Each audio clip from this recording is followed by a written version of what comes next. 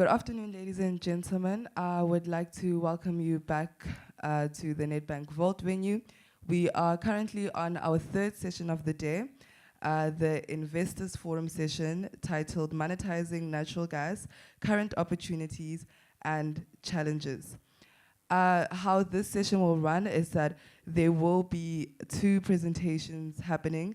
The first by Mr. Mamadou Goumble, who is the CEO of energy business at JCG, followed by a presentation by Mr. Gabriel Lorenzi, who is the VP of Sales at Galileo Global Technologies. Once the presentations are over, we will have a panel discussion that will be hosted by our moderator over here, Ms. Xolisa Phillip. So, yeah. Without further ado, Mr. Mamadou, please can I call you up to the podium to begin your presentation. I think let's wait for the slides. But I can start maybe to say, thank you for all of you to be here. My name is Mamadou Goumble. I'm the CEO of GCG Energy, who is owning GL Africa. GL Africa is the company that owns already some IPPs in Africa. We have a power plant of 110 megawatt in Zambia. We have a solar plant in Zambia. And we just signed a concession to build a 250 megawatt power plant, gas to power in Mozambique. And today I want to take you through the role of gas for the development in the power sector in Africa. I hope that we will have soon the slides. It will allow me to support better my presentation. Maybe to continue just to speak, to don't allow us to sleep. I think it's lunchtime, and some people might be already quite tight for the morning. I think what I want to say is that I think all these days are now, the slides are there. There's no need to speak too much. I think we can start the presentation. I already gave you an introduction about myself and about also the company. Yes, I wanted to take you through let's say, a dichotomy that we are all seeing. And I think this is a silver line of these 2 days. How we can combine economical growth or economical development, but still keep the climate change impact as low as possible. And I think that's in all presentation I saw these 2 days, we are always speaking about the same thing. And we want to take you to our vision. And I think before taking you through our vision, I would like to give some numbers and some facts that are quite important to take on the table today. Is that only 2% of our energy mix in Africa is coming from the renewable. That's quite surprising for a continent that have a lot of exposure on sun, that have wind, that have hydro. But we see that the numbers are quite low. But more, I think, important to say, is even if you see the forecast for the future, in 2030, we only plan to have 10% of our mixed energy coming from the renewable side. And then our ambition is quite low. But I think it's good to understand why maybe the African vision is still quite low when it comes to the renewable, even though I think we do believe that is the right way to go. But at the same time, when you go to the emission side, some numbers also are very important to put on the table before starting this presentation. China is having an impact on the CO emission that is more than 25%, while North America is having 18% impact, and Europe 17%. But you see that Africa have only 2 to 4% CO2 impact, being the biggest continent, but being very far to the, let's say, to the, front runner. Even though we don't try to be the first in this ranking, but it's good to see that when you come to CO impact, Africa is very, very far compared to the rest of the world. Now, saying that, I think is not also an excuse to avoid investing on the renewables. But then I will take you through also about the gas to power, the LNG. What should be the role of gas to allow us to still be continuing to develop, but also to see the impact when it comes to the climate change. Saying that, I think I would like now to take you through our ambition. I think our ambition, everybody will be agreeing in this room that we should go towards 100% green world. I think nobody will challenge this position. We are all having the same view. But now, when we say that, we have to see what is the impact of the green energy or the, let's say, the natural sources. They have two elements. One element being that they are intermittent. They are not coming when we need. And you see that a factory can also change his plan of production based on the weather. We still need to have a way to cope that the consumption of energy is also meeting the demand. And we can say that energy storage also can help if you need to switch a little bit the peak of consumption by some hours. But it's still not be impossible to move from a season to another season. And I think that's something that is a little bit a disadvantage when you come to renewable. But more than that, the quality of supply of a network is answering to one small equation. The production should be always equal to the consumption. This is the base of any network to be stable. Now, when you have people are consuming more than the demand, now you should have what they say load sharing. And load sharing is, I think many African countries are having this experience because we are demanding more power than what is available in the network.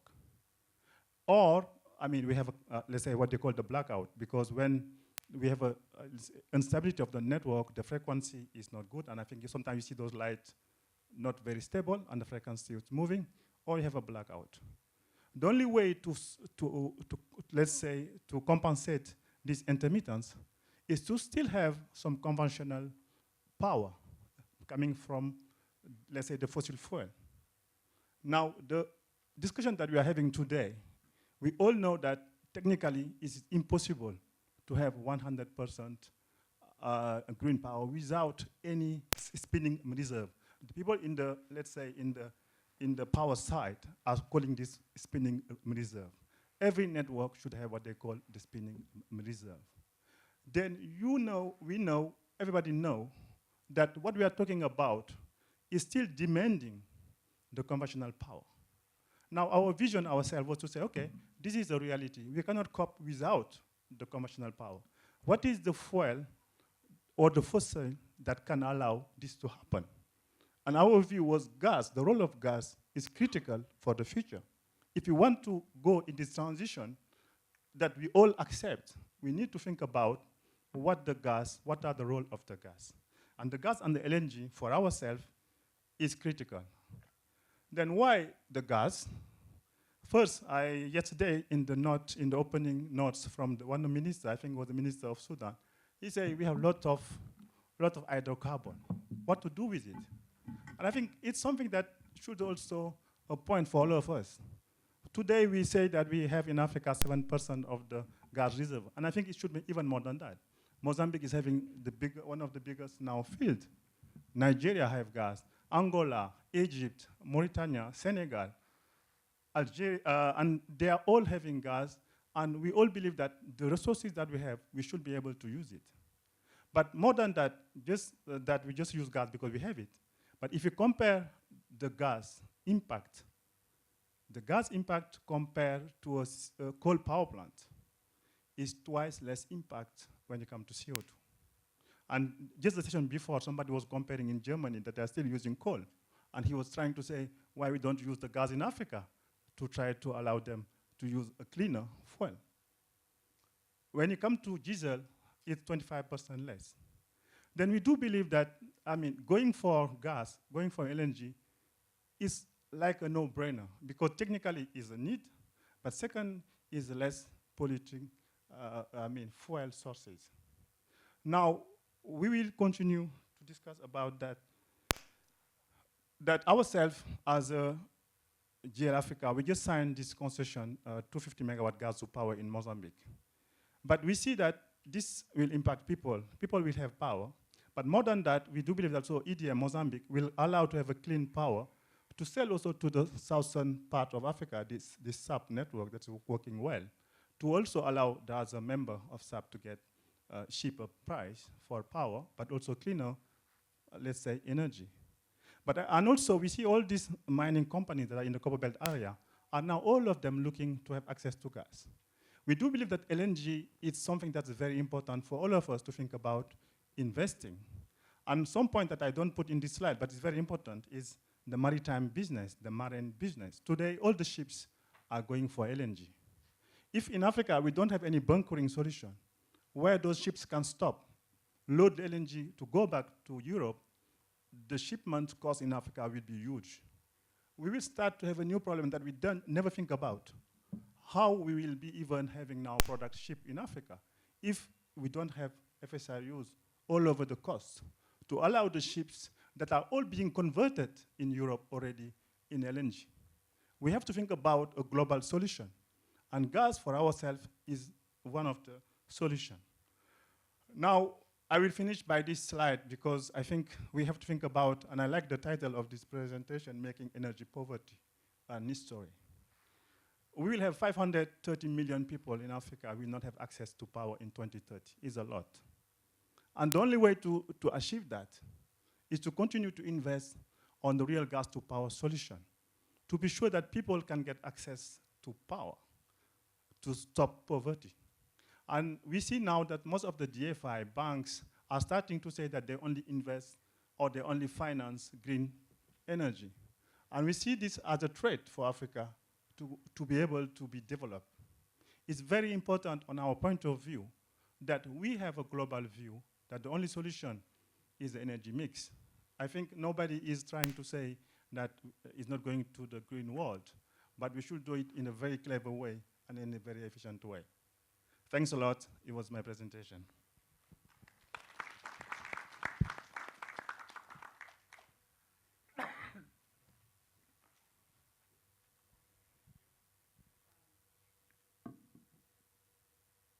Thank you so much for that presentation, sir.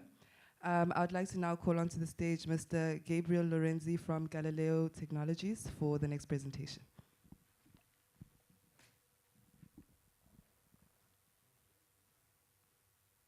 Thank you. Good afternoon, everyone. Thank you for having me here. In this panel, it's related with gas monetization. I would like to show you, well, our solutions and how we are doing this possible nowadays with our technology, which is available and operating in several countries. Galileo Technologies is a global company with equipment installed in over 70 countries, with operations in North America, Argentina, Europe, and other countries around the world. We have over 30 years supplying solutions to the natural gas industry.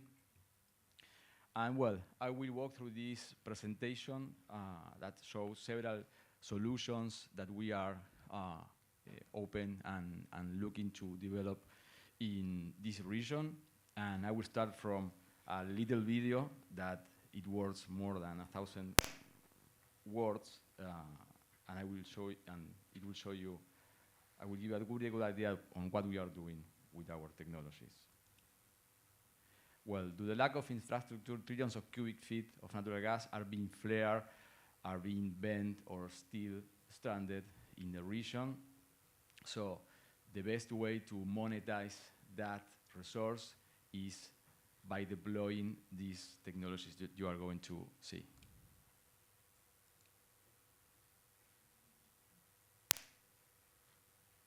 Well, it's supposed to have a nice sound, but I don't want to sign, I don't want to bore you signing, but this is an operation, one of the many we have. This is in North America, Pennsylvania.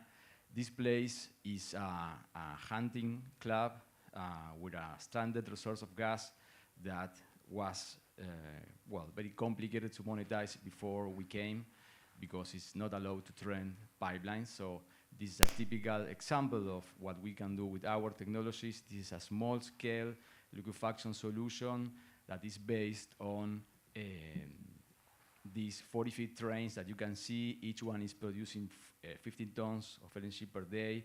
We have an upgrade solution that cleans the CO2. And, well, we fill the ISO containers with our small-scale solution, and then we transport it by road to the end destination. This is a typical cluster of small-scale liquefaction.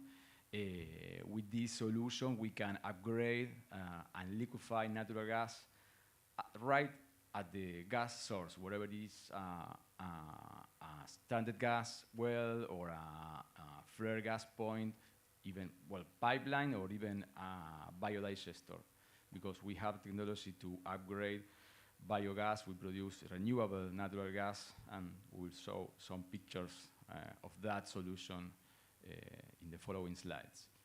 Well, this cluster is producing 16 tons of LNG. Each cryo box, which is the commercial name of the product, is producing 15 tons of LNG per day. And these are completely movable solutions. It's a modular scale that we can configure in different ways, and we can scale up until the necessary size to liquefy any resource of gas. We deliver liquefied natural gas onto trucks. Those are typical ISO containers. We have different kinds of ISO containers or LNG storage that we can deploy. We convert the roads into a virtual pipelines by transporting LNG on these tanks. This is a typical gas-to-power installation. This particular one is producing 40 megawatts a day in Argentina. We are feeding this beautiful power generation setup with stranded gas, just gas that can be not monetized before this. We are getting also flare gas and providing good solutions, right? Like reducing the negative environmental impact of the flare gas or vent gas and reducing the emissions at the production of oil. This one has 40 megawatt, has 4 Barcila engines, 10 megawatts each one, and we are producing 40 megawatts a day.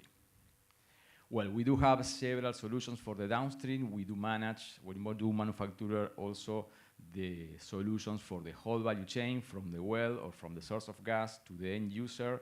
We do have also any size of regasification, environmental heat exchange, or other technologies like boilers can be used to regasify the necessary natural gas for industries or for power generation.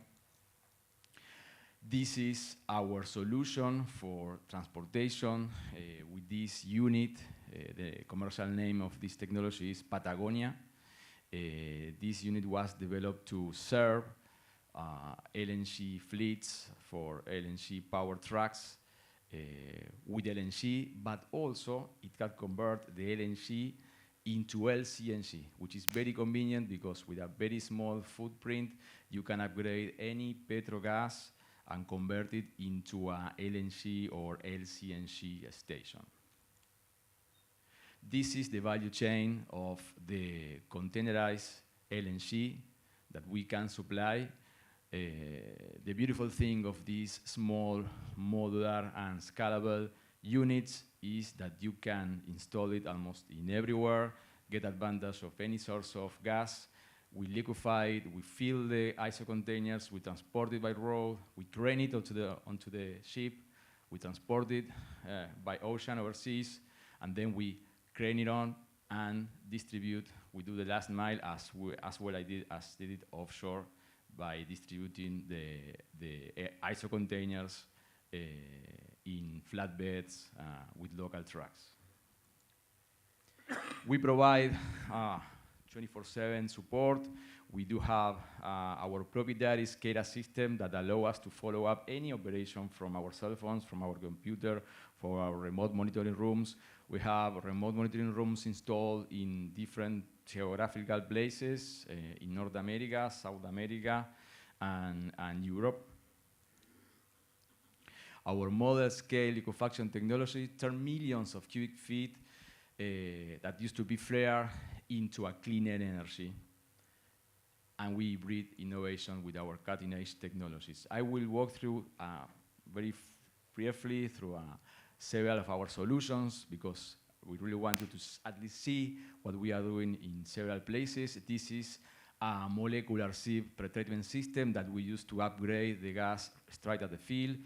This one in particular is based on molecular sieve, and we can treat the CO2, but also that technology can be adapted, and using membranes or using activated carbon, we can clean any kind of gas, nitrogen, sulfurs, and even we have the ability to transform this and filter natural gas liquids. We can treat NGLs. This is another cluster. This is the typical train. We have two kinds of cryobox. One is electrical, and the second one is gas driven, which is exactly that one that you are seeing. The first one was designed to attend static operations, permanent LNG plants, and this one that we are seeing here is a cryobox truck that was designed to be moved, and for example, in North America, we are following drilling and fracking fleets. We are following the operation, and we are liquefying flare gas, and with that LNG, we are displacing diesel from their operations. This is a typical setup of a virtual pipeline. It's the ISO container going through the road from the LNG production. In this case, that was another stranded point in Argentina. This is going to a power generation site, and I will show you how we offload the ISO container. We do have solutions. There are a couple of options. In this particular case, we are using positive pressure to pump, to push the LNG through these flexible hoses. As you probably know, or most of you know, in each LNG transfer, there are always two hoses, one for the vapors, the second one for the liquid.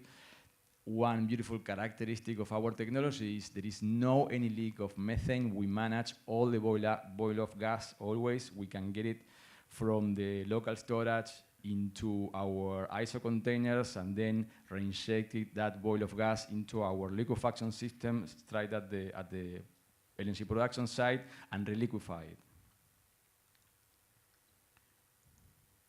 Well, this is another typical setup of local LNG storage.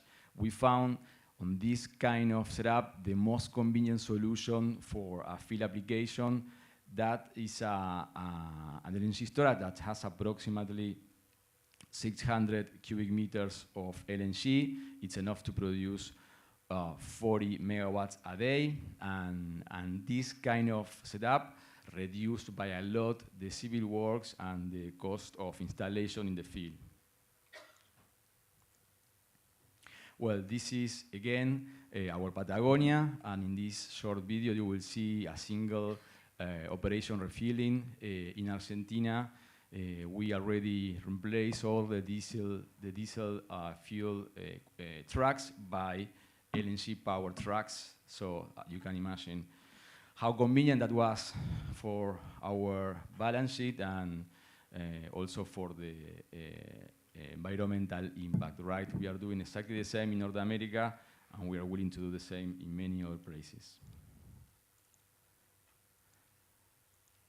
Well, this is to show you the scalability of our solutions. So our solutions was designed to be modular, plug and play, and to reduce the cost of installation and the cost of maintenance and operation. So this is a typical setup. This plant was installed in Argentina. The LNG that we are producing there is for a bunkering operation. It's a ferry that is going from Buenos Aires to Montevideo every day back and forward, and we are feeding that ferry with our LNG. This is producing 90 tons of LNG a day. In another configuration, you can see here, this is an LNG plant in Brazil. We are getting gas from a standard resource, and now we are connecting this with a power generation plant in Azulao. This is a typical setup, and it's producing 1,000 tons a year. Well, that video is from beginning of 2020, now it's a completely full operational plant, and we are starting the second step, that is to duplicate that volume.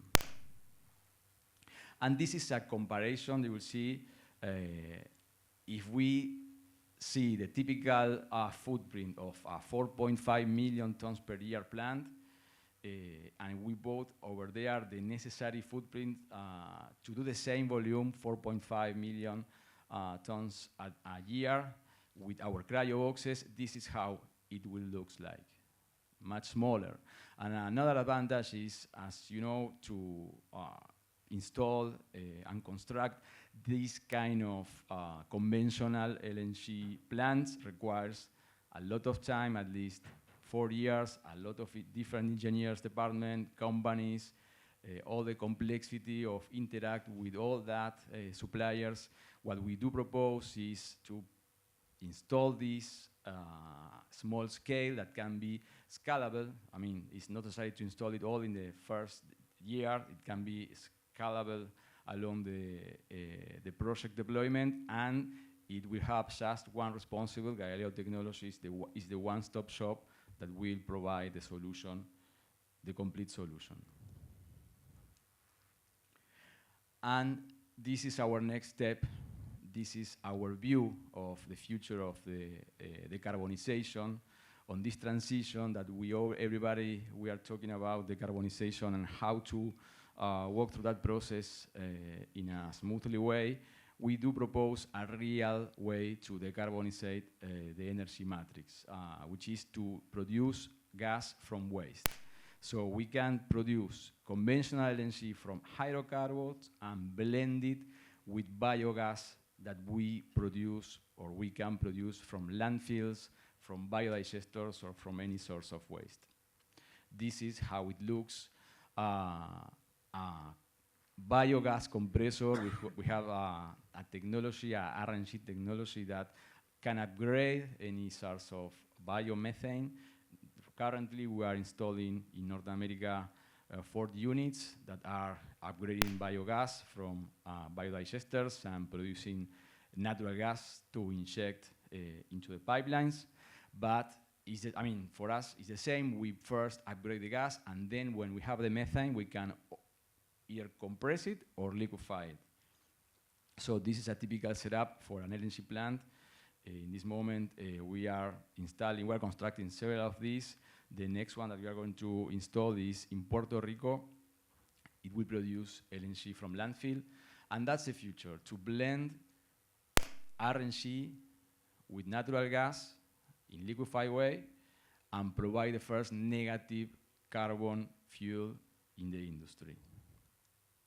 Well, this is kind of more technical, but it's a brief explanation of how it works. First, we get the gas from the landfill or from the biodigester. We remove the sulfurs. We remove the siloxanes. We compress the biogas. We dehydrate the biogas, and then we remove the CO2 with membranes. That CO2, depending on the country or the regulations, can be just or vented or can be used for liquefy. We can liquefy CO2, and then that CO2 liquefied can be refined for another use in another industry. And then we separate the nitrogen, the oxygen, and we got the LNG to be transported wherever the customer is. We have more than 30 years of experience on natural gas solutions. I will walk very fast through it. I don't want to forget to mention that we are providing solutions for field operations, wellhead, compressors of any size. This is a 400 compressor. This is a typical mobile compressor. It's a 1,000 HP compressor that we use for gas lift operations or for enhanced oil recovery operations. So that's also another way to monetize gas or to avoid the emissions by getting the gas from associated oil production and reinjecting into the well. That increase the production of the formation. And this is a typical compressor, 1,000 HP also. that is set up in a pipeline.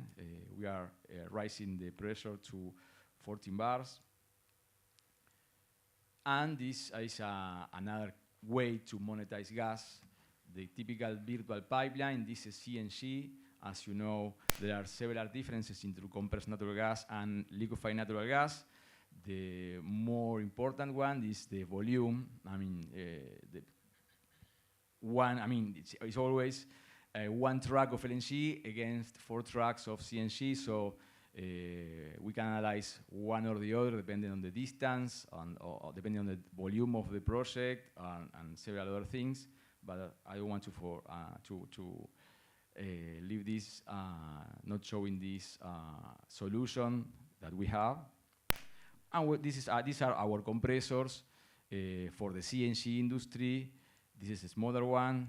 This is another 200 HP compressor.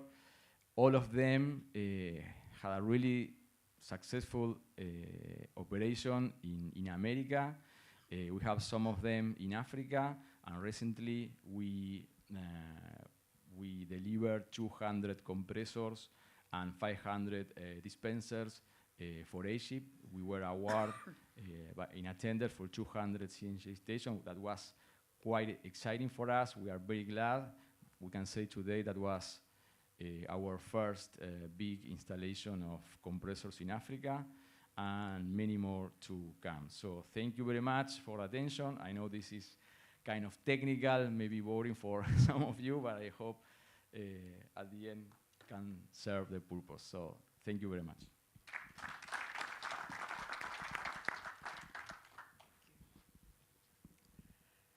Thank you, Mr. Lorenzi, for that presentation. So we'll now be moving on to our panel conversation. So as I said, this is an investors forum session titled Monetizing Gas, Current Opportunities and Challenges. So I'll start by introducing our panelists here in front. First, we have our moderator, who is Xolisa Phillip, an independent communications consultant and freelance journalist. And then I'd like to introduce Mr. Mamadou Goumble, who is the CEO Energy Business at JCG. And then we have Taiwo Okwo, who is the Vice President of Investments at AFC. Following that, we have Dr. Ishmael Poolo, who is the Group CEO of the CEF Group. I'm sure you have not yet forgotten Mr. Gabriel Lorenzi, who is the VP of Sales at Galileo Technology. After Mr. Lorenzi, we have Mr. Frank Fannon, who is the former United States Assistant Secretary of State for Energy Resources. And then at the end of our panel, we have Mr. Olakunle Williams, who is the CEO of the QSL-GP group. Can we give a warm welcome to all our panelists today? And yeah, we can go ahead and get started with the conversation. So, Xolisa, over to you.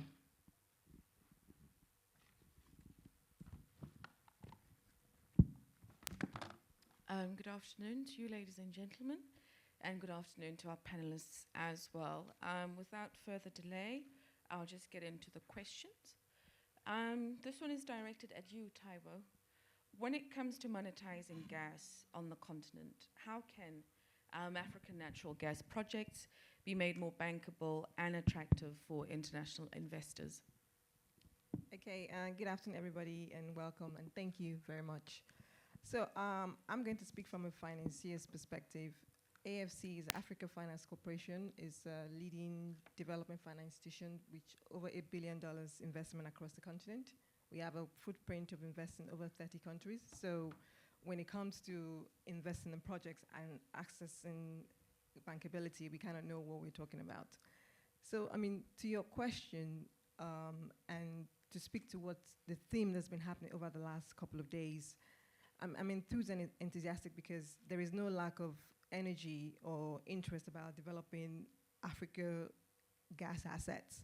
But the reality is that some fundamental issues that need to be discussed for you to have an ample supply of gas and eradicate energy poverty. So what are investors looking for when it comes to deploying capital? Because at the end of the day, capital is about risk and reward. And if I'm going to put my capital at play, I want to understand some of the risk and uncertainty around that capital. Okay. So what has happened with challenges on infrastructure and gas assets on the continent? I think one of the key things is around the regulatory framework and the lack of predictability. So to go back to the point as well, if I don't have a certainty about how policies are going to be implemented, I'm less certain to be able to invest in a project. So what you want to have, or what countries, investors, or sponsors need to be looking at, is to ensure that there's predictability and the framework is planned for a longer period, because changing regulation and changing policies doesn't give me comfort to put my capital to work. The second aspect in terms of bankability is around security of supply. I want to ensure that if I'm putting capital to work on a long-term basis, there's ample gas reserves, there's ample gas supply, and there's going to be limited interruption as well.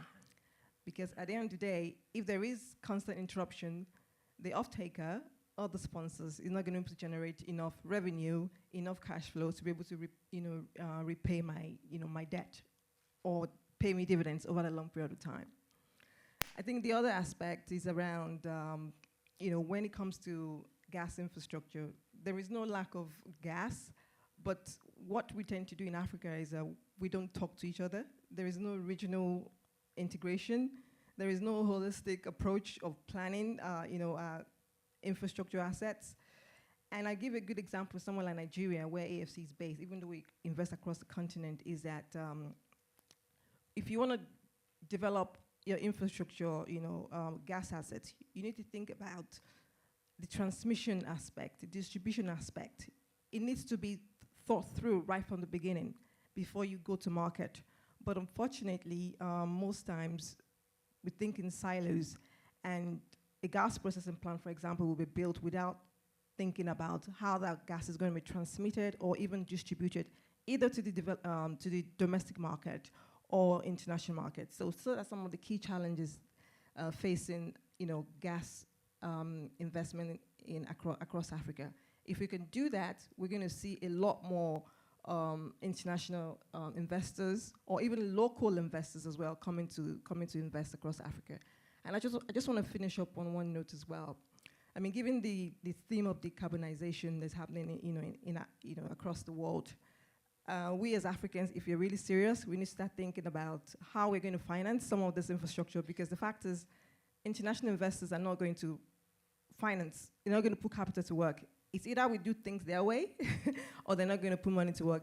And one thing I wanted to introduce during this session is also about some of the alternative ways Africans can think about finance infrastructure. Some countries, like Nigeria, where I'm from, you have institutional investors who have huge amount of capital. It could be pension funds, insurance funds. Their focus is on long term. So those are the kind of people that we need to tap into if the likes of World Bank or even CDC, the Commonwealth Development for the UK, are being very selective about the kind of fossil fuel they're going to finance. Thank you. Thank you, Taiwo. And then the next question is directed at Olakunle, Mr. Williams. What have some of the challenges African producers faced in terms of monetizing gas from a practical perspective? Okay, thank you. So first of all, let me say that for some comments that Taiwo made earlier, I completely agree with her. But I guess when I speak to this question, there's areas where I differ with some of the comments she has made. First, but let me start by saying that indeed we do have challenges in Africa, right? And that's clear. But it's also interesting to know that our project, we should see it in two different ways. The first one is African producers, gas producers, typically are incentivized to focus on producing the gas for LNG. For obvious reasons, the value chain work. There are assurances when it comes to revenue assurances. Contract management, is probably more structured, and the environment is more clear in terms of the investment environment. So you see, for example, in Nigeria, LNG is a success story in Nigeria. For example, we just sanctioned the Train 7 LNG project that will take our shipment capacity to about 30 million metric tons per annum. So that's a success story. But I think that for most governments in Africa, we've realized that for you to, we're talking about a continent where we have one of the lowest energy, if not the lowest energy per capita in the world. For a continent that, based on statistics, 1 out of every 3 people that are born, in the world from this year to 2040 are going to be Africans, right? And so the population continues to rise. Unfortunately, most of our energy production today, probably less than about 3%, is being channeled from manufacturing, which are really the drivers for economic growth. So obviously, most governments have seen the need to focus gas development to domestic, projects that will ensure that you can have an improved economic environment, right, for Africans. And that's where the problem is. Because for most African gas producers, the challenge will be, how do you create a value chain in the domestic market that works? And I think Taiwo's point is very correct, because that's where the challenge then comes. One, the regulatory environment. Do you have a good regulatory and policy environment that's consistent, that will speak to long-term investment? Because gas investment are typically long-term. And so that's very critical. And the second one will also be, how do you integrate the value chain? It's dependent, the value chain has so many interdependence across it. For example, based on statistics today, we know that our grid systems don't work in Africa. We lose perhaps about $50 billion every year to our inefficient grid system. So obviously, if you're looking at translating gas supply to the domestic market, the value chain needs to work. And so I think that for the domestic market, which I think is our focus here, a couple of things need to converge. One, the first point will be policy, regulatory, which Taiwo mentioned earlier. The second point would be that we need more integrated players that can come and connect the value chain in a way that gives confidence to producers to go ahead to produce more gas, and then meet the requirement of the domestic market. And the third one would be the fact that infrastructures will be very, very important. And I think that goes to the point also that I would made. If you can't have a system where you're losing $15 billion a year to grid inefficiency and expect that you are going to have incentives to push more gas to the domestic market. But I think that African countries clearly understand this, government clearly understand this these days, and there's a lot of evolution from the policy and regulatory point of view that has shown that we want to centralize natural gas in our energy discourse. In Nigeria, for example, we just passed the Petroleum Industry Act. We know it's been donkey years, but it's finally happened. But before the Petroleum Industry Act, we already had clear policy and regulatory framework that showed that we're going to always take natural gas as an important discourse in our energy conversation. We had policies like the Nigerian Gas Transportation Network Code that enabled private companies and different players to come into the network in an open access, transparent process. And companies like QSL Gas and Power, which I run today, have leveraged heavily on that. Today we have built distribution capacity that provides for over 300 megawatts of power generation across board to the grid and off grid. We are developing industrial park across board in Nigeria, and the whole focus is to give that confidence for suppliers and producers to continue to produce more gas to meet our downstream requirements. So I think that there are still challenges, but we're in the right step in terms of policy, in terms of regulatory, in terms of infrastructures. And when we have more players come on board to strengthen the value chain, I'm sure that we'll certainly see better prospects for our gas supply in Nigeria and Africa. All right, thank you, Mr. Williams. And then this one's for you, Dr. Poolo.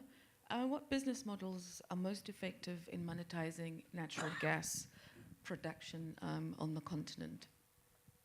No, thank you very much.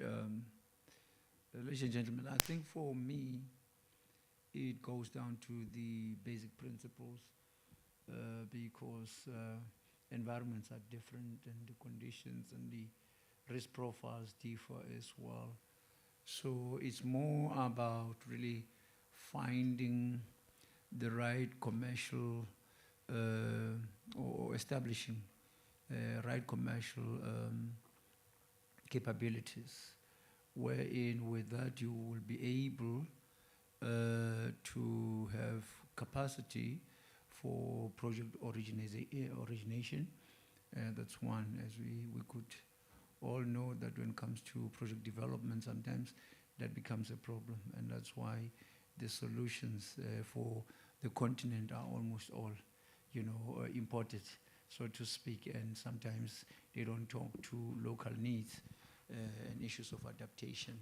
And followed by that is then a question of building that capacity for trading, and one key enabler, in my view, due to infrastructure constraint, would be gas aggregation as the first, enabling mechanism. And in so doing, it will help various governments and organizations, NOCs, and private sector in optimizing the portfolio itself, as it were. And in so doing, you'll be able to then respond better to alternative mechanism of dealing with the infrastructure constraints, i.e. through virtual pipelines and things like that. And in so doing, then you'll have a very strong marketing initiatives, as indeed it was said earlier on, because without that offtake and the supply issue and balancing with the supply, you have some serious constraints. So for me, it's all about your commercial model correct, and therefore you'll be able to respond effectively in that regard. Thank you. Thank you, Dr. Poolo. Gabriel, this one is for you. How can the African markets monetize their marginal gas fields? I think it's complementary to what Galileo presented earlier. Exactly, yes. I also align with all the topics that our colleagues here has raised.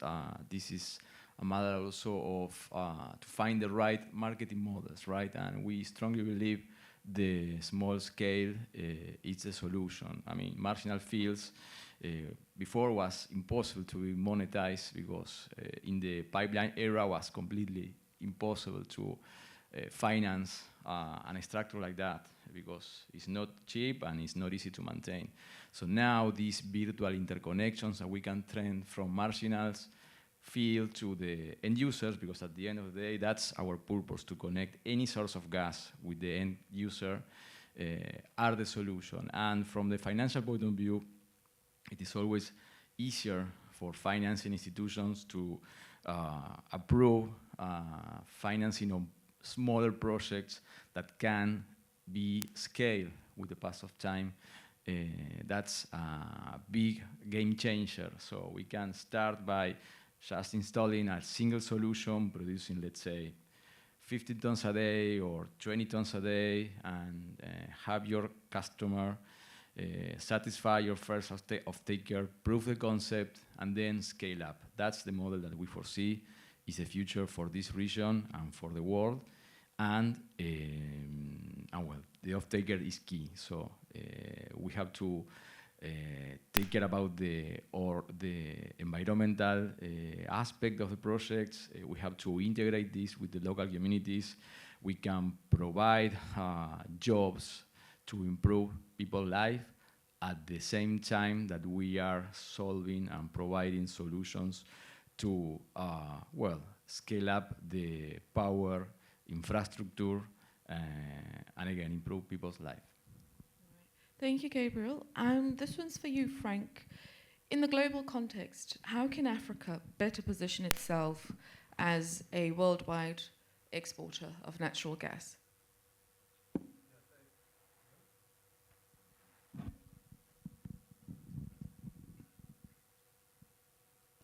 Okay, better, thank you. I think some of my responses have been addressed, would be already addressed.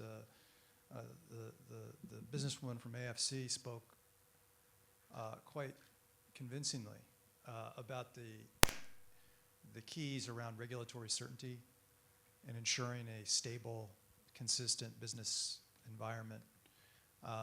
Prior to my work in the U.S. government, I worked in industry for an oil company and a mining company. And we used to say, and had global operations, we used to say, it's the world's crust is blessed with good rocks everywhere.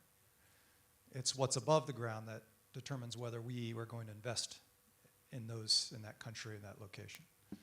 So how does African countries create the mechanisms to send that message of certainty? And I would argue, and I have to acknowledge Nigeria's work. I think we celebrated that last night. It can't be said enough. And when I served in the U.S. government, I always said we have to We have to applaud the wins. That's a huge step forward. We need to create that degree of certainty, and to that end, I think it's gotten more challenging, not less, in the era of energy transition. Natural gas is actually a catalyst to renewables. Anywhere in the world where you see large-scale deployed renewable technologies, gas is the foundation of that. That's the bedrock from which then you build out and scale up renewables. And that's a phenomenon that I think is going to increase. And as the demographic shift in Africa is so significant, and you spoke to this, we need to develop the gas. Africa needs to develop its own gas, and also to create the markets overseas. Right now, in Europe, gas prices, natural gas indexed to oil is an equivalent of $180 a barrel. $180. And you posed the other question about how do what's the best business model? I would say the one that gets financed. I think Africa has an opportunity to, as it's done in things like mobile banking, to leapfrog the conventional thinking. The U.S. government, the U.S. companies did that in breaking away from oil index contracts, to breaking away from involving take or pay kind of without destination clauses for LNG. I think Africa could think creatively around that, given the domestic needs, but also the needs for other parts of the world. But I will pause now.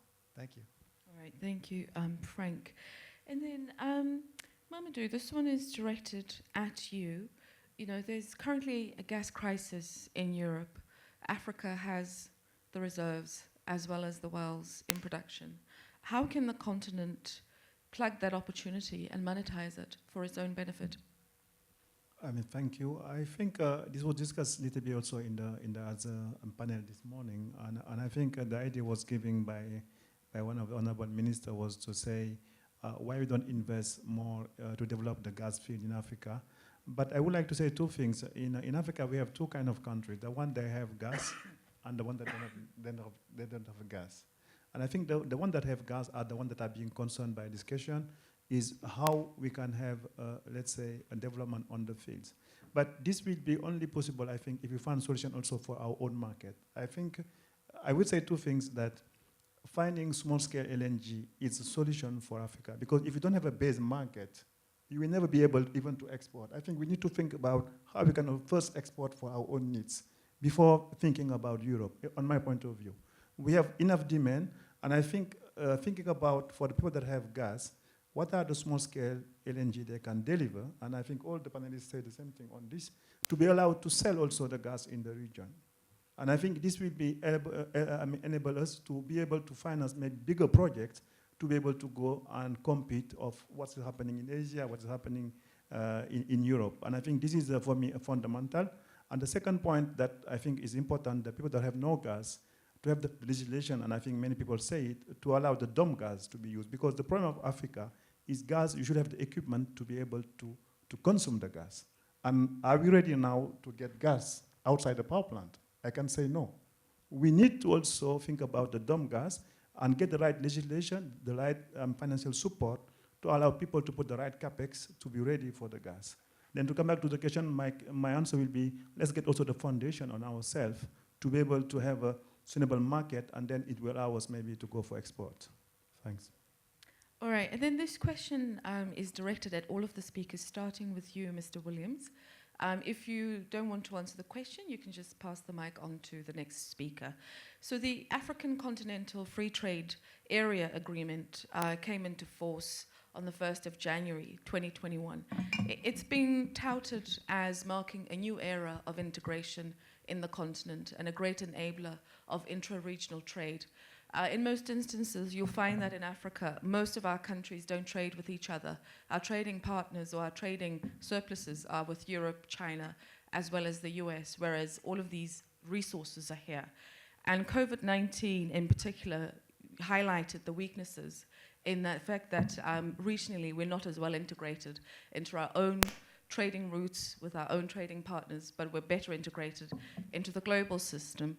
In the context of this free trade agreement areas, what opportunities does it unlock for African gas producers, and where are the current opportunities emerging in the region? Okay, I mean, that is a fantastic question. I think the African Continental Free Trade Agreement is a wonderful opportunity for us in Africa. Today, we're talking about a continent that has about 1.3 billion people. That opens up the market, obviously.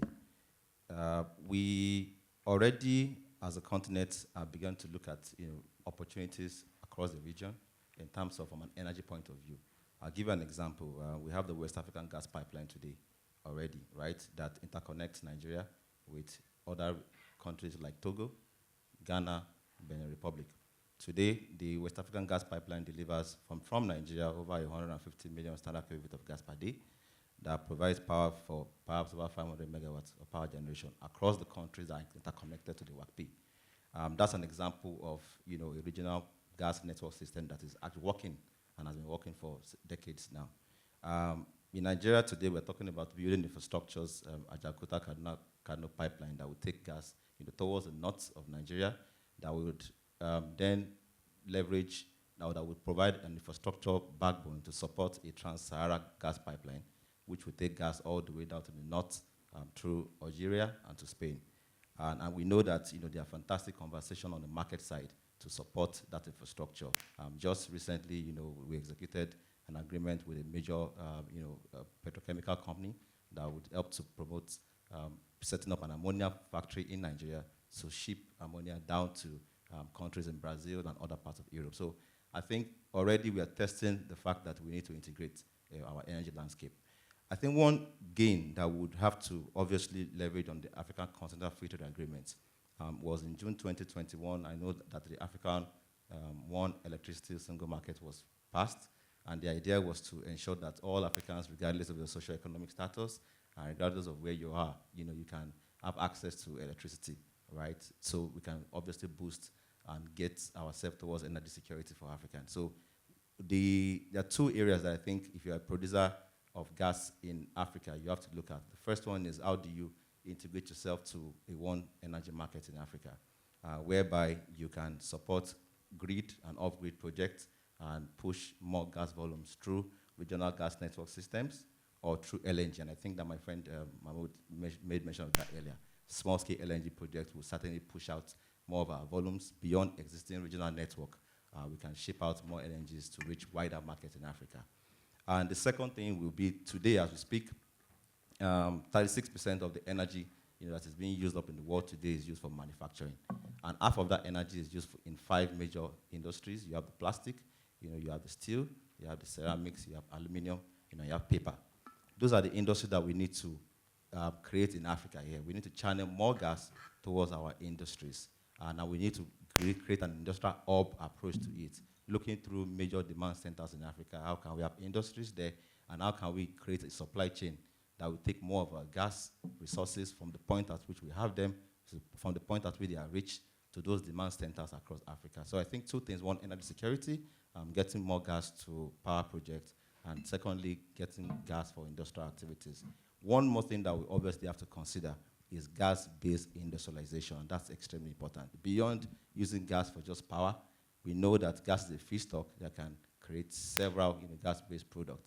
Ammonia, fertilizer. These are products that will help boost food production in Africa and the likes of it. So I think that ultimately it's going to be a play of looking at those key markets that will be heavy consumers of natural gas, and then you can have producers in Africa focused on those areas across board. Can I add to that? Can I just add to that? I think Frank wants. Oh, go ahead. Do you want? Okay. Okay. I just wanted to, add to the point about the AFTA trade agreement. I think for me, it's quite significant in the sense that in Africa, like I said, we're not integrated. We don't talk to each other. But the key benefit is really removing those cross-border barriers with respect to developing the different markets. So, for example, if you have a new an investor who's looking to develop a project in a space that's part of the region, for me, it's really, it's very positive, and you can see the multiplier effect across countries which are gas producers and also not gas producers to be able to increase the domestic gas market.